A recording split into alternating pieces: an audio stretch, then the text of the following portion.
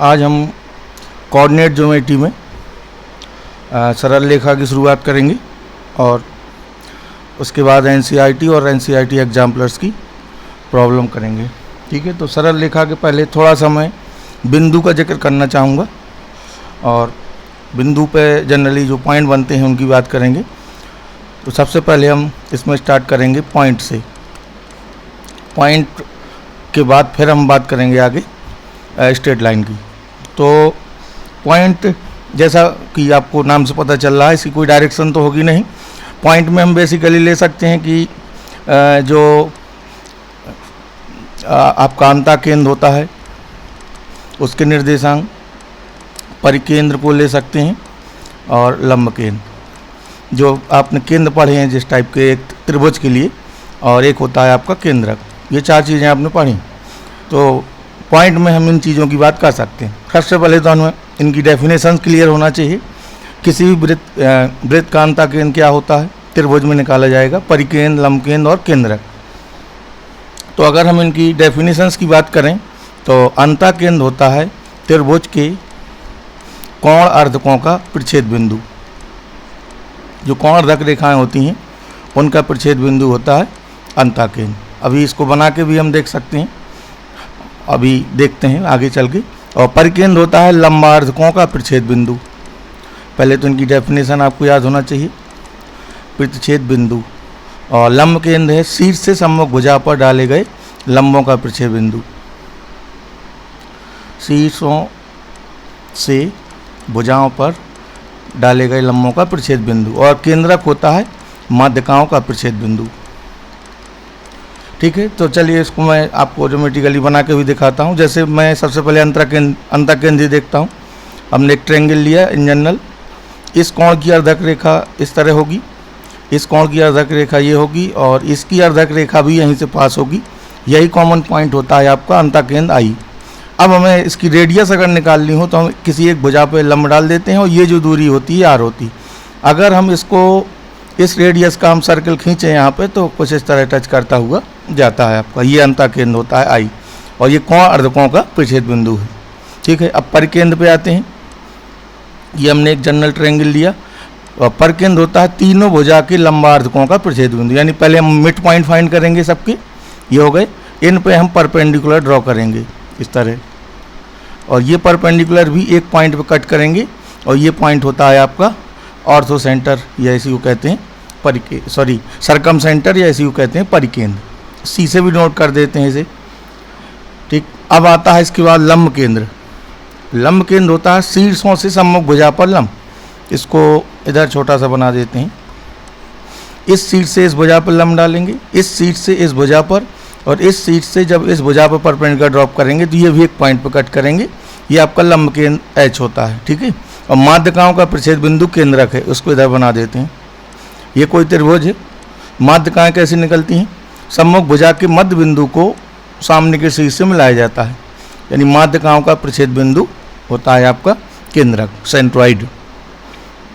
ये तो केंद्रकों की बात थी। और कुछ पर्टिकुलर इसमें हम जो क्वेश्चंस बनते हैं जनरली जेईई में आए हुए हैं तो हम थोड़ा सा बात करना चाहेंगे। जैसे अगर त्रिभुज समबाहु है, यदि त्रिभुज, जो भी त्रिभुज के लिए पूछ रहा है वो समबाहु है, तो लंब केंद्र, परिकेंद्र और ये सभी एक ही पॉइंट पर होंगे। ठीक है, लंब केंद्र, परिकेंद्र कोइंसाइड करेंगे और अंतः केंद्र भी, जितने भी केंद्र होते हैं सब एक ही पॉइंट पे आ जाएंगे। और कभी कभी लंब केंद्र समकोण त्रिभुज में पूछता है। तो अगर हम समकोण त्रिभुज की बात करें तो कुछ चीज़ें जो आपको क्लियर होना चाहिए। समकोण त्रिभुज आपका इस तरह होता है। तो समकोण त्रिभुज में अगर लंब केंद्र पूछा जाएगा तो शीर्ष से सम्मुख भुजा पर लंब जब डालेंगे तो यही लंब केंद्र बनेगा। यानी 90 अंश बनाने वाला शीर्ष ही लंब केंद्र होता है समकोण त्रिभुज में, यही लंब केंद्र बन जाएगा। तो ये पर्टिकुलर चीज़ें ध्यान रखना है। और परिकेंद्र अगर ढूंढा जाए इसमें समकोण त्रिभुज में, तो समकोण त्रिभुज में हम मध्य बिंदु और इस मध्य बिंदु और इस मध्य बिंदु पर जब लंब खींचेंगे तो समकोण त्रिभुज का परिकेंद्र कर्ण का मध्य बिंदु होता है। इस तरह यहाँ पे मिलता, लंब केंद्र ये मिलेगा समकोण त्रिभुज में और परिकेंद्र इधर होगा कर्ण का मध्य बिंदु। ये पर्टिकुलर चीज़ें हैं कुछ, कर्ण का मध्य बिंदु। ठीक है, तो चलिए आगे चलते हैं, फिर इसकी कुछ प्रॉब्लम्स देखेंगे। और ख़ास तौर पे कोऑर्डिनेट में आपको सबसे पहले ध्यान देना है जो आपको एक्स वाई प्लेन लेना है, और इसमें सबसे महत्वपूर्ण चीज़ हो जाती है आपका फिगर ज़रूर बनाएं। आप क्वेश्चंस में फिगर से आपको आधी चीज़ें क्लियर होंगी और फिर आसानी रहेगी काफ़ी। तो ये आपका एक्स वाई एक्स है, ये ओरिजिन होता है जिसके निर्देशांक 0 0, ये धन एक्स अक्ष होता है, ये माइनस एक्स अक्ष होता है, ये प्लस वाई और ये माइनस वाई, और ये कहलाता है आपका एक्स वाई तल। ठीक है, अब एक्स अक्ष पे कोई भी पॉइंट अगर हमें लेना है यहाँ पे तो ये होगा a,0 रूप का, क्योंकि एक्स अक्ष पे वाई 0 होगा। इधर कोई पॉइंट होगा तो -a,0, ए कोई पॉजिटिव राशि है। वाई एक्स पे यहाँ कोई पॉइंट होगा तो 0,a, और इधर होगा तो 0,-a। ये पर्टिकुलर कुछ पॉइंट थे। पर्टिकुलर लाइंस भी आपको पता होना चाहिए, ये खैर हम अभी आगे लाइंस में बात करेंगे। तो ये पॉइंट के बारे में मैंने थोड़ा सा आपको अभी जिक्र किया। तो अब आगे बढ़ते हैं स्ट्रेट लाइन में, और स्ट्रेट लाइन में सबसे पहले हम कुछ फॉर्म देखते हैं और उसके बाद सीधे इसके क्वेश्चंस करेंगे तो क्लियर होगा। फिर आपका इसके बाद कॉनिक सेक्शन है। तो स्ट्रेट लाइन में हम शुरुआत करते हैं अब सरल रेखा से।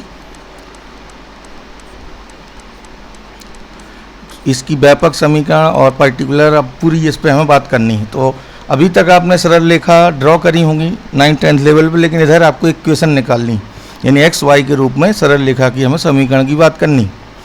तो वैसे तो हम बात करें तो अगर हम इसकी जनरल समीकरण लें, सरल रेखा की जनरल समीकरण होती है ax + by + c = 0।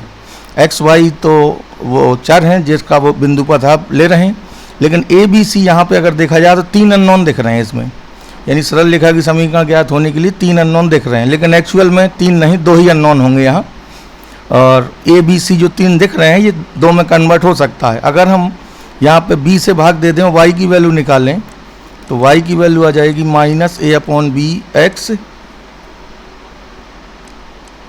-a/bx और -c/b ट्रांसफ़र करके। तो देखिए ये m होगा और ये इतना c होगा, तो हम किसी भी लाइन को हमेशा mx + c के रूप में लिख सकते हैं।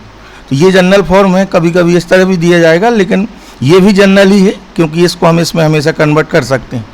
और इसमें अननोन 2 ही दिख रहे हैं, m और c, तो यहाँ से भी कभी कभी बात होगी, लेकिन एक्चुअल में हम बात करें तो there are 2 independent variable in straight line, यानी 2 ही बिंदु अगर हमें दिए होंगे सवाल में, 2 कंडीशन दी होंगी तो हम सरल रेखा इजीली निकाल लेंगे, यानी एक्चुअल में 2 ही अननोन होते हैं। ठीक है, सरल रेखा ज्ञात करने के लिए 2 कंडीशन पर्याप्त हैं। करने के लिए 2 शर्तें आवश्यक होती हैं।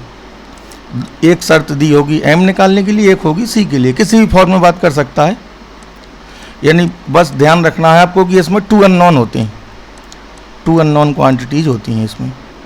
तो 2 जानकारियों के आधार पर भी हम सरल रेखा की समीकरण हमेशा फाइंड कर सकेंगे। अब इसी में हम आगे बात करेंगे कुछ पर्टिकुलर लाइंस की, और उसके बाद जो लाइन की अलग अलग फॉर्म है। तो पहले हम पर्टिकुलर लाइंस देख लें जो x या y के समांतर होती हैं। पर्टिकुलर लाइंस कुछ विशेष रेखाएं, और तो हम पहले यहाँ लिख देते हैं x अक्ष के समांतर रेखाएं। ये पर्टिकुलर हुआ x अक्ष के समांतर रेखाएं। अगर कोई रेखा x अक्ष के समांतर होगी तो ये x y अक्ष हो गया, इस तरह होगी वो, ये बनेगी। इसकी समीकरण होगी हमेशा y = a रूप की, जहाँ पे ये डिस्टेंस a होगी, और इधर होगी जो लाइन वो होगी y = -a रूप की, और ये डिस्टेंस a होगी, लेकिन कोऑर्डिनेट नेगेटिव होंगे यहाँ, ये ओरिजिन हो जाएगा। तो इसका जो अगर हम थीटा निकालें m, इसका स्लोप, अभी हम स्लोप की बात आगे करेंगे, तो ये जो भी लाइन एक्सिस के पैरेलल है वो एक्सिस से 0 एंगल बनाएगी, और x एक्सिस से ही इसका थीटा नापा जाता है, तो इसका m हो जाएगा 0, जो स्लोप होती है। अभी हम इस पर बात करेंगे। तो ये पर्टिकुलर लाइन में अगर लाइन x अक्ष के समांतर है तो y = a या -a रूप की होगी। इसी तरह y अक्ष के समांतर है, अगर लाइन अगर y अक्ष के समांतर है तो कुछ इस तरह होगी, ये लाइन होगी और ये, और इसकी इक्वेशन होगी x = a और ये होगी x = -a। ये पर्टिकुलर लाइंस हो गई। अब हम अलग अलग लाइंस की फॉर्म की बात करते हैं। तो जो फॉर्म है आपको यहाँ पढ़ने हैं, उसमें मुख्य फॉर्म की हम बात करें तो सबसे पहले है आपका बिंदु रूप, एक बिंदु और m पता हो, बिंदु x1 y1 व m ये ज्ञात हो, तो यानी एक बिंदु दिया हो और प्रवणता पता हो, तो हम y माइनस y1 बराबर m into x minus x1 से लाइन फाइंड कर लेते हैं। ये भी हम देखें तो इस तरह इसको हम देख सकते हैं, हमें ये लाइन जैसे चाहिए तो x, y का ही तो हम बिंदु पर निकालते हैं, तो ये कहीं यहीं पे स्थित होगा और x1 y1 भी इस पे है और इसका स्लोप m है, तो हम दो बिंदुओं का स्लोप निकाल लेते हैं। दो बिंदु स्थित हो जाएंगे क्योंकि x1 y1 से लाइन जा रही है और xy हमेशा रेखा पर स्थित होता है, तो m की वैल्यू यहाँ से आएगी, दो बिंदुओं से प्रवणता आप निकाल लेते हैं y माइनस y1 बटे x माइनस x1। यहाँ से अब हम क्रॉस मल्टीप्लिकेशन कर दें तो यह आ जाएगा। तो ये एक बिंदु रूप वाला फॉर्म है, यानी जब एक बिंदु दिया हो और प्रवणता दी हो तो आप यहाँ से फाइंड करेंगे इसे, ठीक है। और यहाँ पे आपकी बीच की दूरी और प्रवणता ये सूत्र भी आप जानते होंगे। अगर हमें दो पॉइंट पता है, कभी भी किसी रेखा पर स्थित हमें अगर दो बिंदु पता हैं तो हम उसकी प्रवणता m का मान आसानी से इस सूत्र से निकाल लेते हैं। इसी तरह दो बिंदुओं के बीच की दूरी का सूत्र भी आप पढ़ चुके होंगे। ए और बी के बीच की दूरी का सूत्र x1 माइनस x2 का होल स्क्वायर और y1 माइनस y2 का होल स्क्वायर, ठीक है। तो इस तरह ये हो गया एक बिंदु रूप और प्रवणता वाला। अब दूसरा पॉइंट है कि दो बिंदुओं से जाने वाली रेखा, तो यहाँ पर दो बिंदु गिवन होंगे, सीधे दो बिंदुओं x1 y1 व x2 y2 से जाने वाली रेखा। तो इसका सीधे सूत्र है y माइनस y1 बराबर m की जगह अभी आ जाएगा y2 minus y1 into x2 upon x2 minus x1, ये दो बिंदु वाला है। तो y माइनस y1 बराबर ये वाला x माइनस x1। अब हम अगले फॉर्म में चलते हैं। तीसरी जो फॉर्म है वो है प्रवणता रूप, जो हम पहले लिखे थे वही है प्रवणता रूप, मतलब m और c के रूप में, m व c के पदों में। तो इसकी इक्वेशन होती है y equal to m x plus c, ये जनरली है। m होती है यहाँ पे प्रवणता सरल रेखा की, ये प्रवणता की अभी हम बात आगे करेंगे, और ये इक्वल टू होता है tan थीटा के, m को प्रवणता बोलते हैं, और c होता है y अक्ष पर अंतःखंड, y अक्ष पर कटा हुआ अंतःखंड। तो इन जनरल हम किसी लाइन को अगर बनाएं, ऐसे ही एक रफ स्केच लें, कोई भी लाइन की हम बात करें, तो मान लीजिए ये कोई लाइन है, तो ये हमें थीटा मेजर करना होता है हमेशा, और m equal to tan theta, यानी x अक्ष की धन दिशा से एंटी क्लॉकवाइज चलना है। थीटा आपको ऐसे नापना है, ठीक है। थीटा का मेजरमेंट x अक्ष की धन दिशा से इस तरह नाप के चलना है, यानी ये क्या है आपका एंटी क्लॉकवाइज। तो ये थीटा होगा और m equal to tan theta हमेशा होगा। और ये आपकी जो डिस्टेंस है ये c होती है, और इसके निर्देशांक हो जाते हैं 0, c, और ये थीटा है, ठीक है। तो y अक्ष पे कटा हुआ अंतःखंड ये होता है, और ये थीटा है जो प्रवणता रूप है। तो एम एक्स प्लस सी में हमें m और c दो अननोन दिखते हैं यहाँ पे सीधे। अब इसके बाद आते हैं अंतःखंड रूप में। तो अंतःखंड रूप का पहले हम सीधे सूत्र लिख दें, फिर आपको बता देते हैं। तो अंतःखंड रूप होता है x upon A Y upon B equal to 1, और ए और बी हैं रेखा द्वारा अक्षों पर काटे गए अंतःखंड। तो देखिए, मान लीजिए कोई लाइन x अक्ष पे a और y अक्ष पे b अंतःखंड काट रही है, तो ये a,0 हो जाएगा पॉइंट, ये 0b हो जाएगा। तो दो बिंदु से जाने वाली रेखा भी हम निकाल लें तो यह जानी चाहिए, क्योंकि जो अंतःखंड कट रहे हैं उसके आधार पर हम कह सकते हैं कि ये रेखा दो बिंदुओं से जाएगी, इन दो बिंदुओं से। अगर हम दो बिंदुओं वाला सूत्र रखें, y माइनस y1 बराबर y2 माइनस y1 बटे x2 माइनस x1 और x माइनस x1, तो इसका हम क्रॉस मल्टीप्लिकेशन करके सॉल्व करें तो ax plus bx plus ay बराबर ab, फिर ab से भाग देते हैं तो x upon a y upon b equal to 1, ये अंतःखंड रूप कहलाता है रेखा का। और इसमें ये पूरा फिगर भी ध्यान रखेंगे, x अक्ष पे कटा हुआ अंतःखंड ये है, y अक्ष पे ये। अब आखिरी जो फॉर्म होती है वो आती है लंब रूप, परपेंडिकुलर फॉर्म।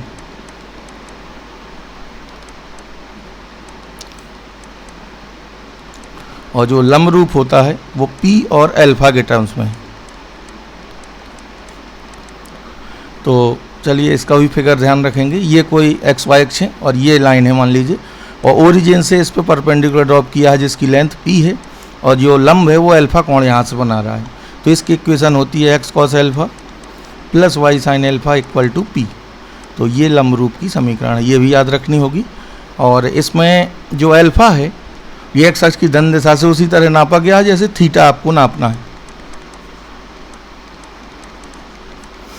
तो ये लंब रूप हो जाता है।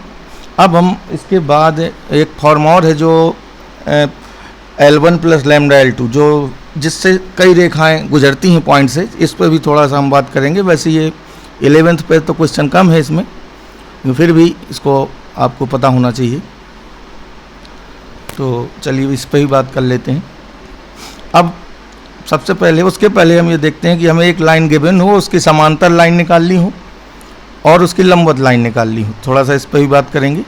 तो इसको इस तरह लिखते हैं, जनरल हम बात करते हैं। ये कोई लाइन है ax plus b y plus c बराबर 0।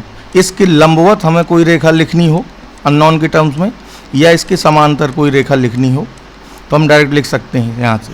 तो ax plus b y plus c बराबर 0 की समांतर रेखा की समीकरण इन्हीं के फॉर्म में अगर लिखना हो तो आपका सीधे आप लिख सकते हैं हमेशा ax plus b y plus c की जगह हम क्या लिख देते हैं, लैम्डा।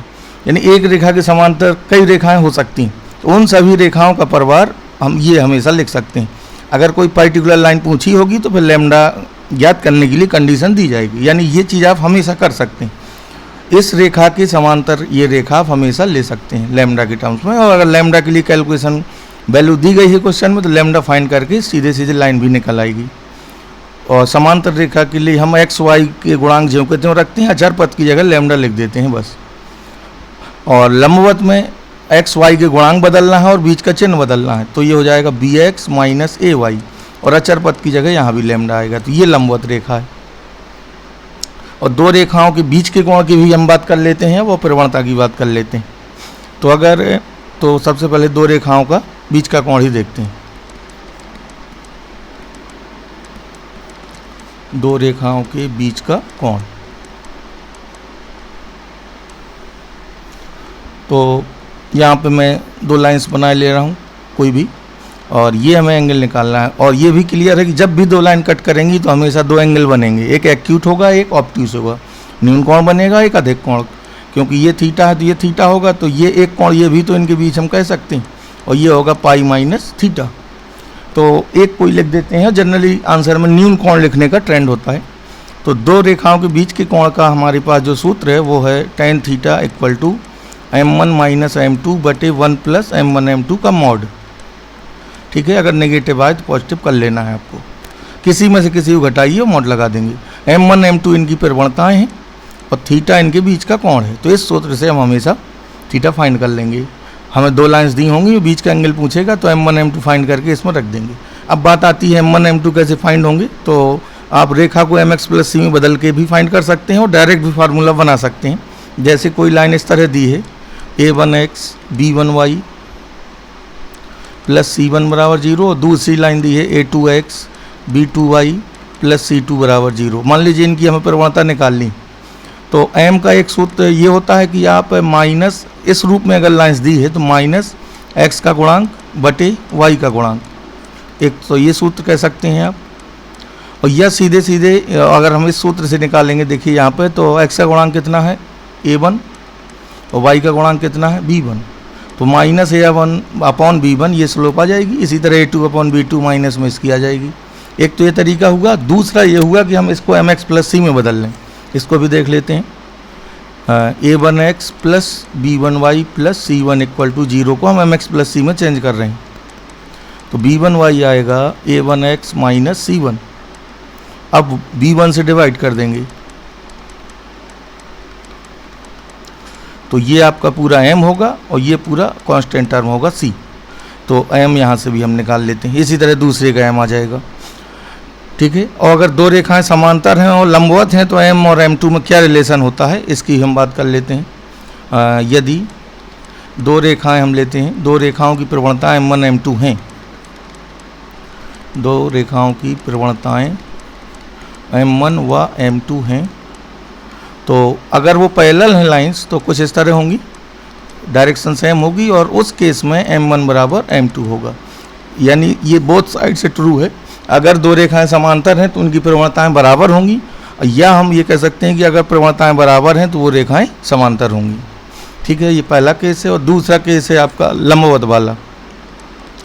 यदि रेखाएं लंबवत हैं तो उनकी प्रवणताओं में एक रिलेशन आएगा, और सूत्र से भी आप निकाल सकते हैं। tan थीटा वाले में थीटा इक्वल टू 90 रख के और 0 रख के ये वाला आ जाता है। तो यदि दो रेखाएं लंबवत हैं तो कुछ इस तरह होंगी, ये एक m1 और एक m2। तो इस केस में m1 गुणा m2 बराबर होगा -1। यानी दो समांतर रेखाएं, अगर दो समांतर रेखाएं हैं तो m1 बराबर m2, अगर रेखाएं लंबवत हैं तो m1 गुणा m2 बराबर -1 होगा हमेशा। अब हम बात करते हैं दो समांतर रेखाओं की बीच की दूरी की। और बीच की दूरी कब पूछी जाएगी? जब रेखाएं समांतर होंगी। अगर समांतर नहीं है तो पूरे प्लेन में कहीं ना कहीं पे कट कर जाएंगी। जब भी बीच की दूरी पूछेगा तो ऑब्वियस सी बात है रेखाएं समांतर ही दी गई होंगी। ठीक है, तो समांतर रेखाएं किस रूप की होती हैं देख लेते हैं, और उस रूप में नहीं है तो आपको इस रूप में बनाना होगा। तो हम बात करते हैं दो समांतर रेखाओं के बीच की दूरी। रेखाओं के बीच की दूरी, तो दो समांतर रेखाओं के बीच की दूरी हम इस तरह ले सकते हैं, दो रेखाएं। तो मैं इनकी इक्वेशन मान लेता हूँ ax + by + c1, ये, और दूसरी होगी ax + by + c2, यानी कांस्टेंट टर्म में अंतर होगा सिर्फ, और ये हमें बीच की दूरी निकालनी है। तो इसका सूत्र होता है c1 - c2, किसी में से किसी को घटा दीजिए, बटे a² + b² और फिर मॉड लगा दीजिए। ठीक है, और मॉड नहीं लगाना है तो c1 अंतर c2 भी लिख सकते हैं, यानी बड़े में छोटा घटाना है। जब नहीं पता है तो आपको मॉड लगाना ही होगा। अगर c1 c2 की न्यूमेरिकल वैल्यू नहीं दी है तो आप मॉड ही लगाएंगे। तो ये दो समांतर रेखाओं की बीच की दूरी हो गई। अब आगे इसमें हम बात करते हैं संगामी रेखाओं की, कॉन्करेंट लाइंस। ठीक है, तो संगामी रेखाएं, जैसा कि नाम से आपको पता चल रहा है कि एक ही बिंदु पर मिलने वाली रेखाएं हैं। तो संगामी में तीन रेखाओं की हम बात करते हैं। एक लाइन है ये पहली, ये मान लीजिए दूसरी लाइन है, और ये तीसरी लाइन है। अगर तीन रेखाएं एक ही बिंदु से गुजर रही हैं तो क्या खास बात होगी और कैसे पता करेंगे, इस पे हमें बात करनी है। फिर इसका एक रिजल्ट निकालेंगे जनरल। तो हम यहाँ पर तीन रेखाएं ले लेते हैं इन जनरल। ठीक है, माना तीन रेखाओं की हम इक्वेशन मानते हैं यहाँ पे a1x b1y + c1, व्यापक रूप से बात कर रहे हैं। a2x + b2y + c2 बराबर 0, a3x b3y + c3 बराबर 0। तो ये तीन लाइन हमने ली। अब अगर ये संगामी हैं, यदि ये संगामी हैं तो सीधे पहले तो आपको इसकी शर्त देखनी है और फिर कैसे आती है समझनी। यदि ये संगामी हैं तो इनसे जो डिटरमिनेंट बनेगा वो 0 के इक्वल होगा, और डिटरमिनेंट बनेगा इनकी कोफिशिएंट्स, यानी a1 b1, सारणी का आपने फिजिक्स में पढ़ा होगा 11th वाले बच्चों ने, और a3 b3 c3, ये चीज़ 0 होती है। और ये कैसे आई है अगर हम इसकी बात करें तो देखिए ऑब्वियस सी बात है कि अगर तीन रेखाएं एक ही बिंदु से जा रही हैं तो किन्हीं दो लाइंस का प्रतिच्छेद बिंदु तीसरी पर भी लाई करेगा, यानी तीनों का प्रतिच्छेद बिंदु एक ही होगा। इसका मतलब है कि किन्हीं दो लाइंस को हम लाइंस से हम एक्स वाई सॉल्व करें तो तीसरे में सेटिस्फाई करना चाहिए। तो यहाँ पे अगर हमें ये प्रूव करना है तो किन्हीं दो रेखाओं को आप सॉल्व करके एक्स वाई निकालेंगे और तीसरे में लाई करा देंगे, तो ये कंडीशन आएगी। तो इसको आपको प्रूव करने की ज़रूरत नहीं है, बस इसे याद रखना है। और अगर प्रतिच्छेद बिंदु से आसान दिख रहा है तो आप वहाँ से भी कर सकते हैं, किन्हीं दो को सॉल्व कर लें और तीसरे में लाई करा देंगे। ये जनरल है, ये हमेशा सत्य होगा। ठीक है, चलिए कुछ प्रॉब्लम करते हैं इसकी।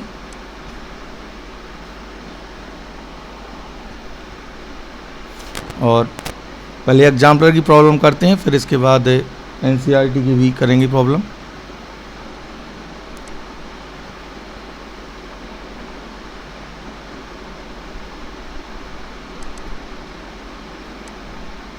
तो इसमें सबसे पहले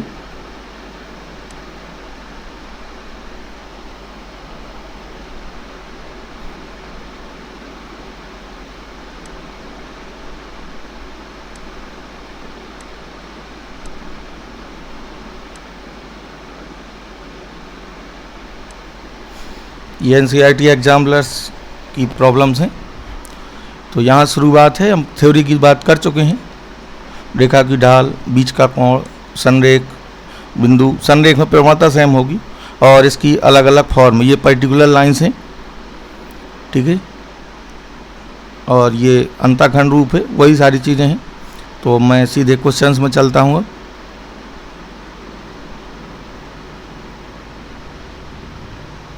और लंब की माप का सूत्र और बचा है, तो चलिए मैं उसको अभी आगे लिख दूंगा।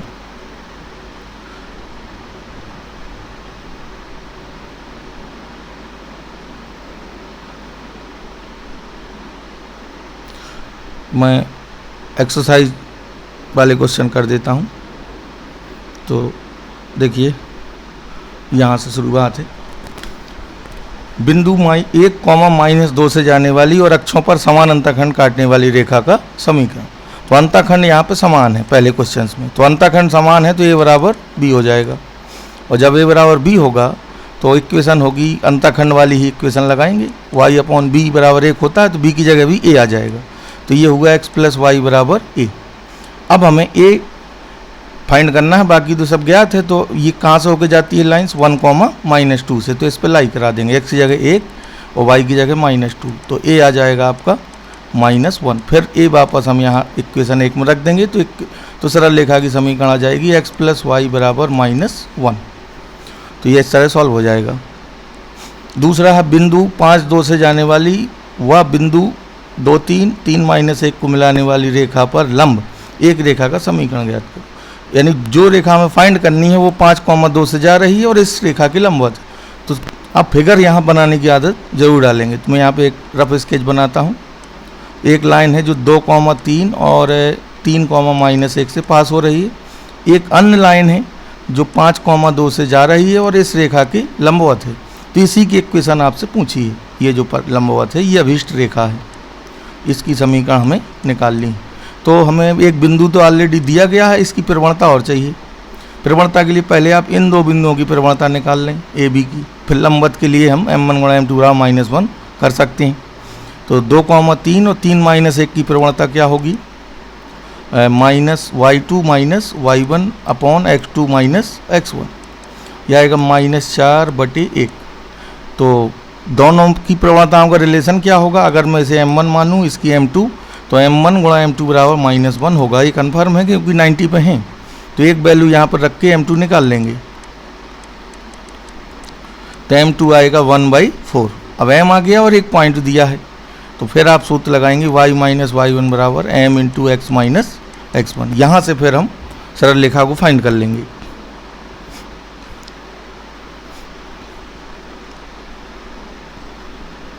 तो ये थ्योरी थी। अब मैं क्वेश्चंस को एक साथ लूँगा और NCERT और इसके क्वेश्चंस किसी दिन कराते हैं। ये अभी मैंने आपको थ्योरी भर कराई है।